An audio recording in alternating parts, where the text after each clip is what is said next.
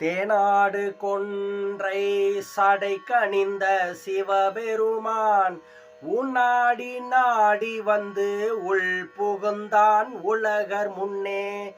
நான் ஆடி ஆடி நின்று ஓலமிட நடம்பயிலும் வானாடர் கோவுக்கே பூவள்ளி கொய்யாமோ.